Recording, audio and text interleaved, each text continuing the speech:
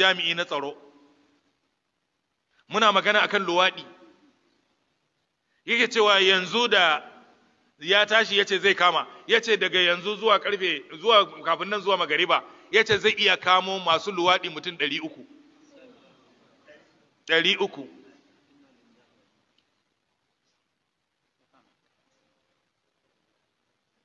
Kuma personality wanda ba za ka yi tsammani ba, mutanen da in ka gansu ba za ka yi tsammani ba, a gemun sun fika, a iya sallan sun fika.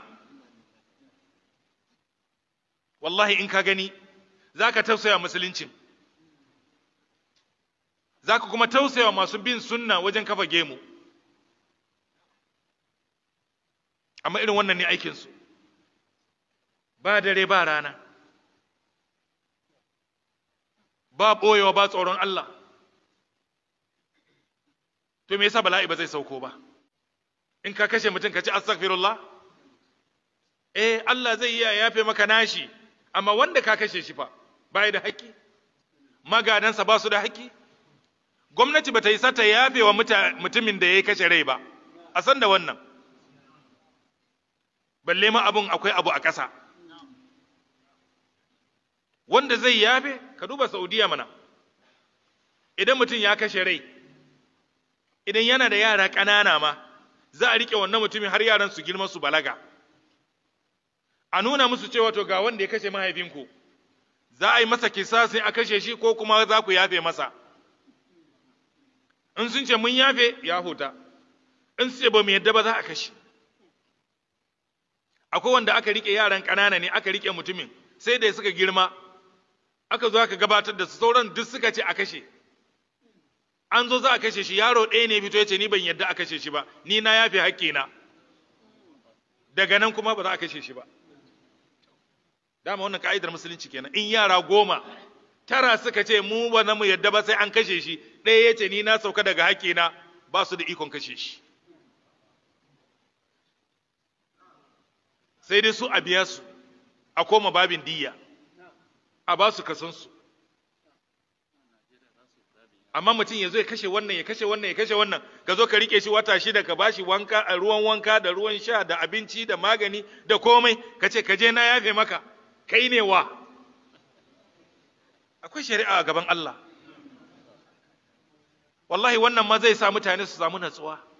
Duk abin nan da ake wallahi mu saurara zai wuce. Wallahi zai wuce. Ba abin da ba zai faru ya wuce ba. Akwai hadisi a gaba. Wannan Annabi sallallahu alaihi wasallam yana cewa la taqumu as-sa'a hatta tuqatilu qauman ni'aluhum ash-sha'r. To wa'annan mutane da Annabi sallallahu alaihi wasallam ya bada labari, Turkawa da sauransu, sun yi zamanin su Tatar, sun yi zamanin su. Daga safe zuwa yamma an kashe musulmai 50,000, 60,000 a rana guda. Ruwan kogi da yake kwarara ya zama jini.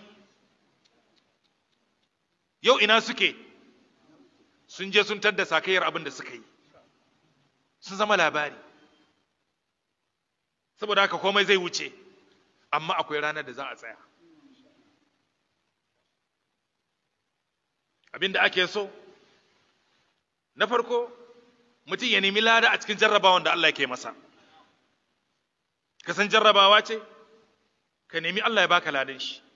Na biyu, kai ɗin ka kiyaye abin da zai zama dalili na zuwan bala'i. Ɗan kasuwa, kar ya tauye mudu.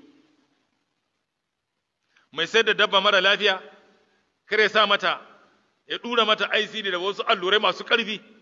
Dabba yana ta kokuwa, kaza tana ta ja. Ka zo ka aje a gida sai ka ga ta aje kai a ƙasa, yawo yana zuba. Za ta mutu. Don kwaya aka sa mata.